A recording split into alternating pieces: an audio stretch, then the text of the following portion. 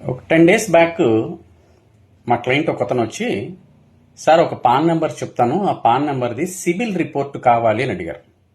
ఎవరు సార్ అంటే, మీరు కాదు తెప్పించండి సార్, తర్వాత చెప్తాలేండి అని చెప్పంటే, సరే ఏదో మేనేజ్ చేసి ఆ సిబిల్ రిపోర్ట్ అయితే తీసుకొచ్చి అతనికి ఇచ్చాం. నిన్న అతను వచ్చి, చాలా థ్యాంక్స్ అండి, చాలా పెద్ద హెల్ప్ చేశారు నాకు అన్నాడు. ఏంటి అంటే చెప్పంటే, ఆ సిబిల్ రిపోర్ట్ ఇచ్చారు కదండి. ఎవరు సార్, ఏంటి, ఏ రకంగా మీకు హెల్ప్ అయింది అని అంటే, మా పాపకి ఒక మ్యాచ్ వచ్చిందండి.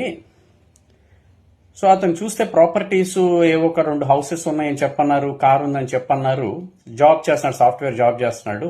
బట్ బయట ఎంక్వైరీ చేస్తే కొంత ఫైనాన్షియల్ ఇండిసిప్లిన్ గా ఉంది అని చెప్పని మాకు రిపోర్ట్ వచ్చింది, అది చెక్ చేద్దామని సిబిల్ రిపోర్ట్ అడిగాను సార్. దానికి దీనికి సంబంధం ఏంటి సార్ అని చెప్పంటే, సిబిల్ రిపోర్ట్ లో మనకు అన్ని డీటెయిల్స్ వస్తాయి సార్ అని చెప్పని. అండ్ అందులో ఏమున్నాయంటే, చెక్ బౌన్స్ కేసెస్ ఉన్నాయంట, అండ్ క్రెడిట్ కార్డు సెటిల్మెంట్స్ ఉన్నాయంట, క్రెడిట్ కార్డు ఓవర్ డ్యూస్ ఉన్నాయంట, and enquiry, CIBIL enquiry almost 52 times enquiries చేసినట్టుగా ఉన్నాయి. In addition to that housing loan ఉందంట, కార్ లోన్ ఉంది, అండ్ చెక్ బౌన్సెస్ చెప్పా కదా ఇందాక, ఇవన్నీ ఉన్నాయంట. సో ఇవన్నీ చూస్తే అతను ఎంత ఫైనాన్షియల్ ఇండిసిప్లిన్ తెలిసిందండి. కాబట్టి ఆ మ్యాచ్ని మేము క్యాన్సిల్ చేసుకున్నాము అని చెప్పన్నాడు.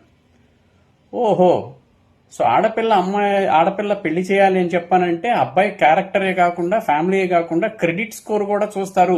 అది సిబిల్ రిపోర్ట్ ఈ రకంగా కూడా హెల్ప్ అవుతుందని చెప్పిన విషయం నాకు మొట్టమొదటిసారి తెలిసింది.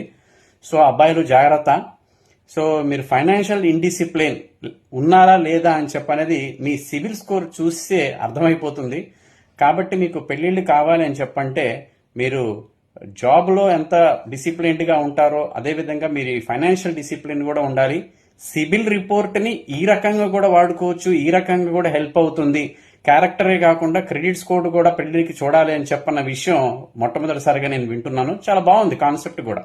జనరల్గా బ్యాంక్స్ లో చూస్తుంటాం, బ్యాంక్ వాళ్ళు బారోయర్గా ఏదైనా వస్తే కనుక లోన్ ఇవ్వాలా లేదా అని చెప్పంటే అతను ఫైనాన్షియల్ డిసిప్లిన్ చూడటం కోసం సిబిల్ రిపోర్ట్ వాడతారు. బట్ ఈ మ్యారేజెస్ కి కూడా ఈ సిబిల్ రిపోర్ట్ ని ఉపయోగించుకోవచ్చు అని చెప్పనేది చూస్తున్నా.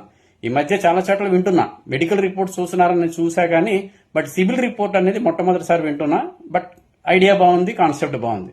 Thank you very much. So be careful friends, financial discipline గా ఉండండి, సిబిల్ స్కోర్ ని ఇంప్రూవైజ్ చేసుకునేట్టుగా చూసుకోండి. Thank you very much.